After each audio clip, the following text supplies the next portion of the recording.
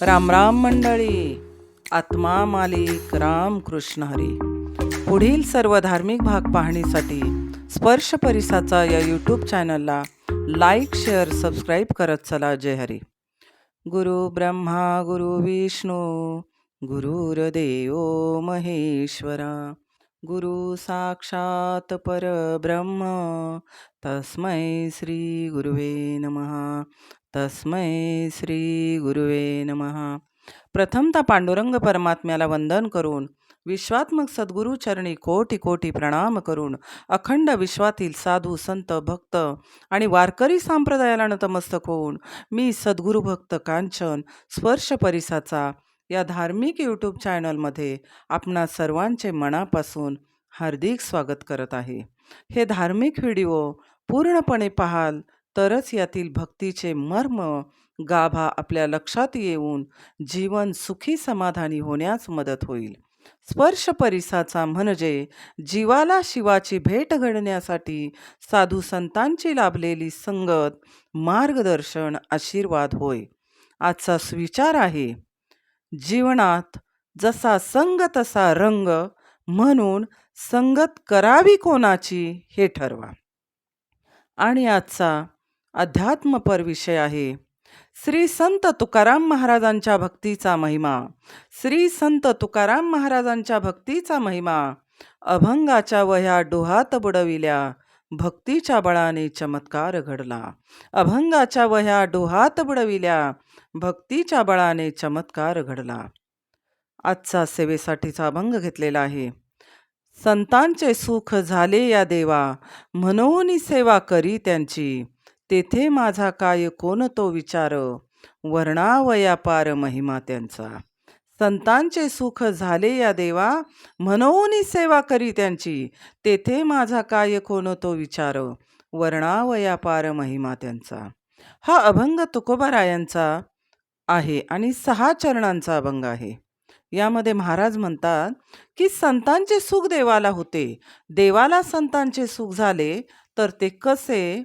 आणि देव सुखरूप आहे, पण त्याचे सुख त्याला केव्हा दिसते वाटते?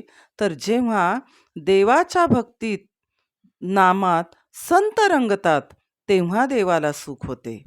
देवाच्या भक्ती नामामध्ये संत रंगतात तेव्हा देवाला ते सुख होते. संतांना जगाचे स्वतःचे भान राहत नाही. भक्ती करताना ते स्वतःला विसरून भक्ती करतात. अशा संतांना पाहून देव मनोमनी सुखावतात. संतांचा आनंद, श्रद्धा, भाव पाहून देव स्वतःचे देवपण विसरून त्या संतांची पडेल ती कामे करत असतात. संतांची कामे करण्यास देवाला सुद्धा सुख आणि आनंद आहे. देवाने अशी अनेक संतांची कामे केलेली आहेत. कारण संत वचन, संत भक्ती भाव हा सत्यच असतो आणि म्हणून जेथे संत तेथे भगवंत असणारच. तेथे माझा काय कोण तो विचार, वर्णावया पार महिमा त्यांचा. इथे तुकोबारायांची विनयता, नम्रता दिसून येते. महाराज म्हणतात, संत हे मायबाप होत. जेथे संत त्यांची सेवा करतो तेथे माझा काय विचार, मी तर संतांचा दास आहे, मी त्यांचा महिमा काय वर्णावा. अतिशय सुंदर असा आजचा भाग आहे. जीवनात जसा संग तसा रंग, म्हणून संतांची संगत कराल तर स्पर्श परिसाचा जीवन अनुभवाल, आणि संतांची संगत नाही कराल तर अज्ञानी जीवन अनुभवाल. म्हणून महाराज जे सांगतात त्याकडे लक्ष द्या. महाराज म्हणतात, मज पामरा आहे काय थोरपण, मज पामरा आहे काय थोरपण. पायीची वहान, पायीची वहान, पायी बरी. मज पामरा आहे काय थोरपण, मज पामरा आहे काय थोरपण. तुकोबाराय म्हणतात की मज पामरा काय थोरपण, मी तर संतांचा एक दास आहे, मी देवाचा भक्त आहे, आणि मी काय वर्णन करावे या महान भक्तीचे. तुकोबाराय हे नम्रतेचे महामेरू होते. श्री संत तुकाराम महाराजांच्या भक्तीचा महिमा आपण आज पाहणार आहोत. श्री संत तुकाराम महाराज हे इसवी सन 16व्या शतकातील एक श्रेष्ठ वारकरी संत होत. त्यांचा अवतार कार्यासाठी जन्म मानावा लागेल. इतके भव्य दिव्य साक्षात पंढरीच्या पांडुरंगाला सधे आलिंगन देणारे महान संत होय. महान वारकरी संत कवी म्हणून खूप मोठं कार्य आहे. पंढरीचा पांडुरंग हे महाराजांचे आराध्य दैवत होय. तुकोबारायांचा जन्म महाराष्ट्रामध्ये पुणे जिल्ह्यात देहू या गावात माघ शुद्ध पंचमीला म्हणजेच सोमवार 21 जानेवारी 1608 या दिवशी झाला. अवघे 42 वर्षाच्या आयुष्यामध्ये अनंत जन्मीची सत्य भक्तीची प्रचिती जगासमोर ठेवली गेली महाराजांकडून. 19 मार्च 1650ला सदैव वैकुंठ गमन प्रस्थान झाले आणि महाराजांची आई कनकाई व वडील बोल्होबा अंबिले हे महाराजांचे वडील श्रेष्ठ विठ्ठल भक्त होते. महाराष्ट्र ही भूमी साधू संतांची पवित्र भूमी आहे. तुकोबाराय हे साक्षात्कारी व निर्भीड संत कवी होते. वेदांत तुकोबारायांच्या अभंगवाणीतून सामान्य जणांपर्यंत प्रवाहित झाला. छत्रपती शिवरायांच्या काळातील एक थोर समतावादी संत म्हणून गौरवपूर्ण उल्लेख केला जातो. लाभलेल्या अल्प काळातच मराठी भाषेतील अजरामर अशा संत साहित्यात मोलाची भर टाकली गेली.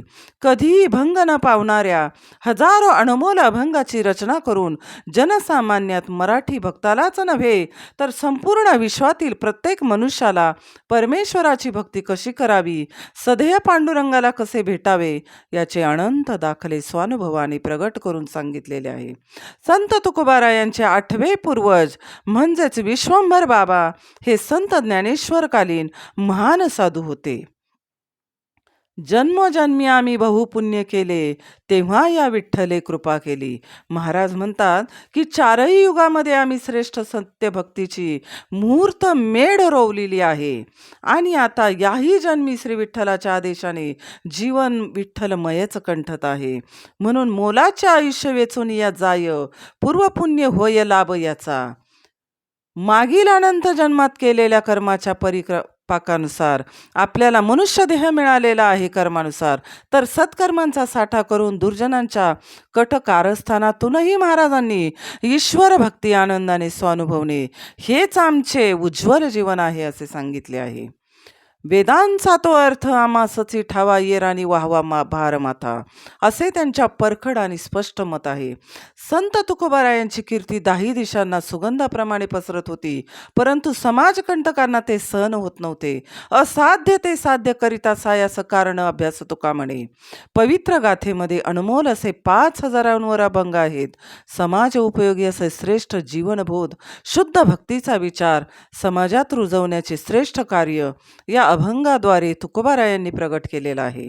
परंतु काही पाखंडींच्या मते तुकोबारायांचे लेखन, कविता, अभंग, कीर्तन व विचारबोध, विरक्तपणा, वैराग्य, सुंदर जीवन, अभंग रचनांचा वैदिक धर्माविरुद्ध केलेले बंड आहे असे तत्कालीन ब्राह्मण पंडितांना वाटत राहिले की हे अभंग म्हणजे पंडितांविरुद्ध एक बंड आहे. मग तुकोबारायांचे लेखन, भक्ती, उपदेश हे कायमच बंद करून काहीतरी बंदोबस्त व्हावा या हेतूने कटकारस्थाने मोठ्या प्रमाणावर होऊ लागले. तुकोबारायांचं जीवन हे शुद्ध पारमार्थिक जीवन होते, परंतु समाजकंटकांना हे जीवन मान्य नव्हते. त्यांच्या अभंगाद्वारे जो परखडपणा होता तो मान्य नव्हता आणि मग या ठिकाणी कुरघुड्या करायला सुरुवात झाली. अहो, भक्ती करताना भक्तानं एक लक्षात ठेवा, या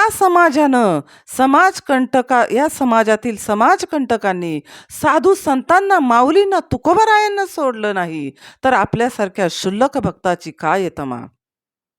पुण्यापासून 9 किलोमीटर अंतरावर वाघोली नावाचे गाव आहे. या गावी रामेश्वर भट्ट नावाचे एक ब्राह्मण होते.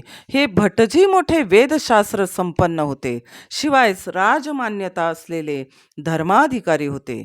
धार्मिक बाबीमध्ये न्याय देण्याचा त्यांना अधिकार होता. सुभेदारापासून तो गाव कामगार पाटलापर्यंत सर्व राजसेवक त्यांच्या न्यायदानी अंमलबजावणी करत असे. ते जे न्याय देईल तोच न्याय पाळत होते. अशा या रामेश्वर भटजींकडे समाजकंटकांनी मंबाजी बुवास पुढे करून तुकोबारायांविरुद्ध तक्रार केली. तक्रारीचे स्वरूप असे होते की तुकोबाराय हे शूद्र मनुष्य असून कीर्तने करतात, लोकांना भडकवतात, स्वतःचे अभंग शिकवतात, ब्राह्मणांना नावे ठेवतात आणि वेदांचा तो अर्थ आमासची ठावा असे म्हणून इतर वेदाचार्यांची हेलना करतात आणि म्हणून ही शब्दांची ओझी वाहणारा मजूर असे सांगतो, असे त्याचा हा धर्माविरोधी उपद्व्याप बंद झाला पाहिजे असे समाजकंटकांनी सांगितले. रामेश्वर भटजींनी तक्रार ऐकून घेतली व त्या लोकांना परत पाठवून दिले देहू गावी.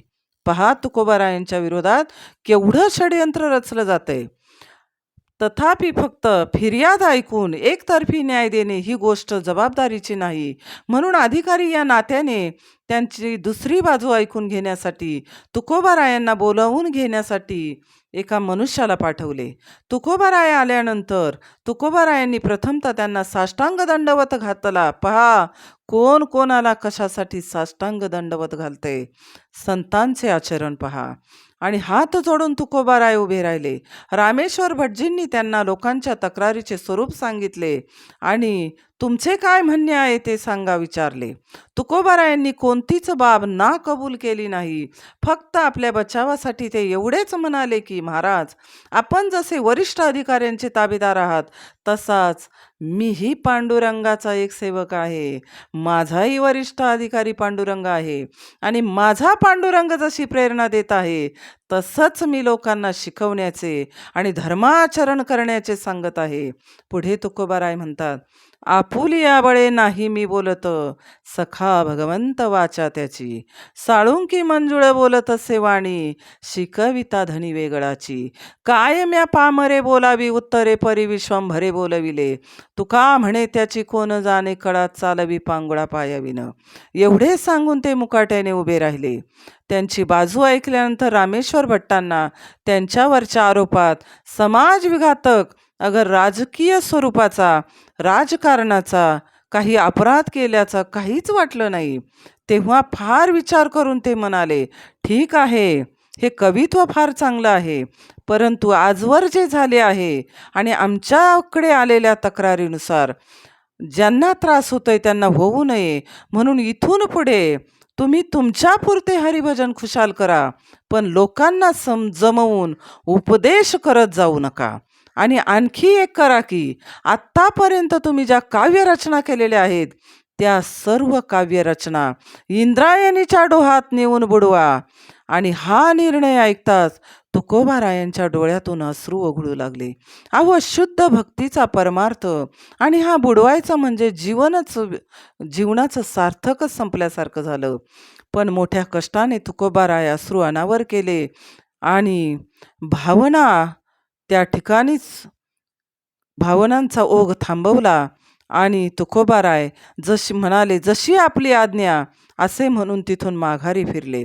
रामेश्वर भटजींनी तसे आज्ञापत्र काढले आणि त्या काळामध्ये ते पाळावेच लागणार होते हे तुकोबारायांनी ओळखले आणि देहूच्या दिशेने तुकोबारायांनी वाटचाल सुरू केली. आणि जे आज्ञापत्र काढले होते ते घेऊन एक माणूस देहूच्या पाटलांकडे पोहोचला. तारीले उदकी अभंग. तुकोबाराय परत गावी आले. त्यांनी वाघोलीला घडलेला सर्व वृत्तांत आवलीला सांगितला आणि आपल्या परिचित मंडळींना सांगितला. सर्वांना हा निर्णय मान्य नव्हता. त्यामुळे आवलीने म्हणजे तुकोबारायांच्या पत्नीने रामेश्वर भट्टांसह साऱ्या तक्रारदारांच्या 42 पिढ्यांचा शिव्या श्राप देऊन उद्धार केला. परंतु तुकोबाराय मात्र शांत होते, कारण तुकोबाराय हे एक संत होते. त्यांना इतके दुःख झाले होते, ते पांडुरंगाला आळवत होते, पांडुरंगा, तुझी भक्ती करण्याचे मला काय शासन बरे हे. आणि मग त्यांनी फार जड अंतकरणाने सर्व कवितेचे अभंगाचे कागद जमा केले आणि त्यावर एक दगड ठेवून त्याचे गाठोडे बांधले आणि ते घेऊन ते देवळात गेले. देवापुढे नतमस्तक झाले. आपलं दुःख सांगून त्या ठिकाणाहून निघून गेले आणि देवाला इतकेच सांगितले की मी तुझ्यावर भार टाकलेला आहे आणि माझं हे कवित्व हे तुझं गुणगान आहे आणि तू बघून घे परमेश्वरा काय करायचे ते विठ्ठला. आणि तिथे त्यांनी तिथून जाऊन पाण्यामध्ये ते गेले आणि ते गाठोडे इंद्रायणीच्या डोहात सोडून दिले व काठावर येऊन एका दगडावरती झाडाखाली ते कपाळाला हात लावून हताशपणे बसले. स्वतः खूप मन खिन्न झाले की मी भक्ती करतोय म्हणजे काही गुन्हा करतोय का? का हा समाज मला त्रास देतोय? परंतु तुकोबारायानं सर्व भावनांना आवर घातला आणि तुकोबाराय भगवंताचा धावा करू लागले. विठ्ठल विठ्ठल विठ्ठल विठ्ठल परमेश्वराचा धावा करू लागले आणि त्या दगडावरती बसून ध्यानस्थ झाले. मात्र ही गोष्ट गावामध्ये पंचक्रोशीत पसरली आणि दुष्ट लोकांना अतोनात आनंद झाला. ते वरकरणी सहानुभूती दाखवत होते, परंतु तुकोबारायांना टोचून बोलू लागले, अरे अरे तुकोबाराय, आता बघ तुझी भक्ती कशी नामानिराळी झाली. तुझी भक्तीच आम्ही पाण्यात आणि डोहात बुडवून टाकली. तुझ्या भक्तीचं नामो निशान मिटवून टाकलं. आणि यावेळी मात्र तुकोबाराय ध्यानस्थ आहेत. भगवंताला ध्यानाद्वारे आवर्जत आहेत. भगवंताला साद घालत आहेत आणि मनात भगवंताला हाका मारून म्हणत आहेत, देवा विठ्ठला, पांडुरंगा, तू माझ्या भक्तीचा काय छळ मांडला रे. आणि तिकडे वाघोलीला रामेश्वर भट्टांनी ज्यांनी चुकीचा न्याय दिला, प्रथम देवानं त्यांना काय शिक्षा केली पहा. सोमप्रदोष होता तेव्हा घरून रामेश्वर भट्ट नागनाथांच्या दर्शनाला निघाले पुण्यामध्ये आणि वाटेत येताना त्यांना स्नान करण्याची इच्छा झाली देवाला दर्शनाला जाण्याआधी. म्हणून त्यांना जाता जाता एक बाग दिसली. त्या बागेमध्ये एक विहीर दिसली आणि सोबत 2 शिष्य होतेच. त्यांनी स्तोत्र म्हणत त्या पाण्यात उतरून स्नानाला प्रारंभ केला. ती बाग मात्र अनगढ शहा नावाच्या एका मुसलमान सिद्ध भक्ताची पुरुषाची होती. स्तोत्रांचा आवाज ऐकून ते आपल्या झोपडीच्या बाहेर आले. आपल्या परवानगीशिवाय कुणीतरी विहिरीत आहे, आंघोळ करत आहे हे जाणून त्यांनी शाप दिला. जो कोणी स्नान करतो आहे त्यांच्या अंगावरील पाणी सुकेल तेव्हा त्यांच्या अंगाला खाज चालू होईल. रामेश्वर भट्ट विहिरीतून बाहेर येऊ लागले. पंचाने अंग पुसू लागले आणि त्यांच्या लक्षात आले की आपल्या शरीराचा दाह होतोय आणि शरीर भाजू लागलेले आहे. त्यामुळे ते घाबरून पुन्हा पुन्हा पाण्यात जात होते, पुन्हा पुन्हा वरती येत होते, परंतु त्यांचा दाह काही कमी होईना. आणि मग त्यांनी एक पंचा भिजवून अंगावर घेतला आणि वरती आले. बागेचा मालक जे होते भक्त, त्याला शरण गेल्यास या संकटातून मुक्तता होईल हे लक्षात घेऊन त्यांनी त्या पंडित रामेश्वर भट्टांनी त्या मालकाला साद घातली आणि कितीतरी वेळ पाण्यात बसून राहिले. पहा, संतांना त्रास द्याल, समाजामध्ये आजही साधू संतांना त्रास द्याल, साधू संतांचा छळ कराल तर देवाची लाठी बसल्याशिवाय राहणार नाही. अंगावर पाणी शिंपडत शिंपडत त्यांना रस्त्यावरून चालावं लागलं आणि शेवटी 2 शिष्य बरोबर घेऊन ते आळंदीला गेले. तिथे ज्ञानोबारायांच्या समाधीजवळ आजान वृक्षाखाली बसून अंतःकरणातून कळवळून त्यांची प्रार्थना केली. आता यावेळी मात्र इकडे तुकोबारायांचं ध्यानस्थ चिंतन मनन चालू आहे. अन्न पाण्याचा त्याग केलेला आहे. पहिला दिवस गेला, दुसरा गेला, तिसरा गेला. भक्तजन हो, 10 दिवस उलटले तरी तुकोबाराय श्वासोश्वासाच्या मंद गतीवरती विठ्ठल विठ्ठल विठ्ठल नामाचा जप करत आहेत. मुखावाटे शब्द उमटत नाही, अंगामध्ये त्राण राहिला नाही. अन्न पाणी व्रज केलेलं होतं आणि पहा, सर्व समाज कंटक आनंदात होते की आता तुकोबाराय संपले.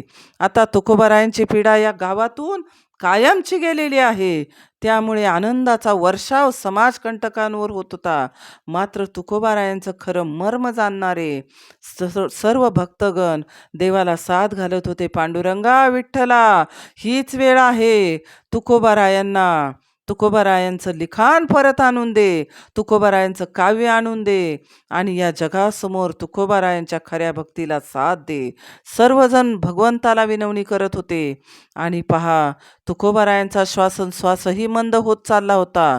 तुकोबाराय त्या दगडावरती पडून होते, भगवंताला साथ घालत होते. अन्न पाणी 13 दिवस पोटामध्ये नव्हते. विचार करा, काय परिस्थिती निर्माण झाली असेल. त्याच वेळी देवाला, भगवंताला तुकोबारायांची दया आली. दया म्हणण्यापेक्षा देवानं तुकोबारायांना पुन्हा भक्तीची साक्ष दिली आणि बालकाचे श्रीहरीचे रूप घेऊन तुकोबारायांसमोर साक्षात प्रभू परमात्मा, विठ्ठल परमात्मा प्रगटलेला आहे. आणि तुकोबारायांच्या पाठीवरती हात ठेवून भगवंतानं सांगितलं, अरे मी पांडुरंग तुकोबा, तुकोराम तुकोबा, मी आलोय, आता चिंता करायची नाही. मी भक्त कैवारी असून अनेक वेळा तुझ्या संकटांना, भक्तांच्या संकटांना धावून आलेलो आहे. असे सांगून तुकोबारायांना पोटाशी धरले.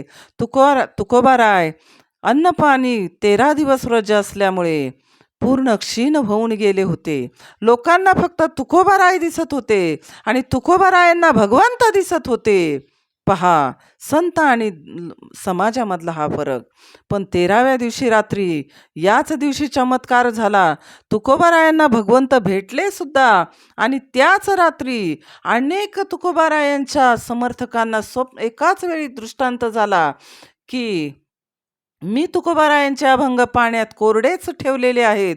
तुम्ही सकाळी उठून नदीवर जा आणि त्या तुकोबारायांचं लिखाण, काव्य बाहेर काढा. सकाळी लोकांना पडलेले स्वप्न ते एकमेकांशी देवळात येऊन बोलू लागले, मला पण हे स्वप्न पडलं, मला पण हे स्वप्न पडलं. आणि अनेक जणांना हे स्वप्न पडल्यामुळे त्यांच्या लक्षात आलं की हा देवानं दिलेला साक्षात्कार आहे. आणि खरोखर सर्वांनी नदीवर मिळून जाऊन पाहिलं तर तिथे तुकोबारायांच्या सत्य भक्तीचा, परमार्थाचा उदो उदो झाला होता. विठ्ठल विठ्ठल नामाचा गजर सर्वकडं होत होता. आणि तुकोबारायांच्या अभंगाचं जे गाठोडं होतं काव्याचं, तुकोबारायांनी दगड ठेवून ते गाठोडं पाण्यामध्ये सोडलेलं होतं. ते खरोखरच भक्तजन हो, पाण्यावर तरंगत होते. लगेच पोहता येणाऱ्यांनी पाण्यात उड्या मारल्या आणि ते गाठोडे काठावर आणले, तुकोबारायांजवळ आणले. आणि पाहतात तर काय, 13 दिवस पाण्यामध्ये असणारं काव्याचं, अभंगाचं गाठोडं, भक्तीचं गाठोडं, हे 13 दिवसानंतरही ते पूर्णपणे कोरडे होते. तुकोबारायांनी डोळे उघडून ते गाठोडे पाहिले तर ते कोरडेच होते. त्यांच्या डोळ्यातून अश्रू वाहू लागले. आणि तुकोबाराय म्हणाले, विठ्ठला विठ्ठला, देवा माझा अपराध पोटात घाल, मी तुला त्रास दिला रे, मी साकडे घातले रे, पण देवा मी काय करू. हे काव्य म्हणजे तुझं गुणगान आणि तेच या नास्तिकांनी पाण्यात बुडवायचा निर्णय दिला आणि मग मला तुला आळवावं लागलं. देवा मला क्षमा कर, मला क्षमा कर. आणि तुकोबाराय 13 दिवस अन्न पाण्याविना राहिले आणि देवानं पुन्हा तुकोबारायांच्या भक्तीला साक्ष दिली. आणि क्षुल्लक अपमानासाठी देवा मी तुला आळवलं, पुन्हा असं नाही करणार. आणि त्या ठिकाणी तुकोबारायांनी पुन्हा 7 अभंगाची रचना केली आणि भाविकांनी तुकोबारायांना मंदिरात नेले. भगवंताचं, परमात्म्याचं दर्शन घेऊन तुकोबारायांना घरी नेण्यात आलं. आणि ही वार्ता, तुकोबारायांचा गाथा 13 दिवसानंतरही पाण्यावरती कोरडा तरंगत आलेला आहे. ही वार्ता वाऱ्यासारखी पंचक्रोशीत पसरली. आणि मग आता तुम्ही सांगा, समाजकंटकांना काय बरं वाटलं असेल का हो? तर समाजकंटकांची तोंडे पाहण्यासारखी झाली, काळी तोंडे झाली.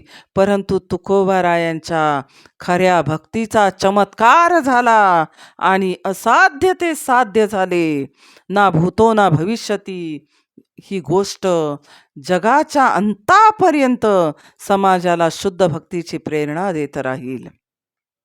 आणि म्हणूनच यावरती आपण एकच लक्षात घ्यायचं की शुद्ध परमार्थ हा भगवंताचे गुणगान असतो आणि भगवंत तो शुद्ध परमार्थ वाढीसाठी, भक्तासाठी काहीही करतो.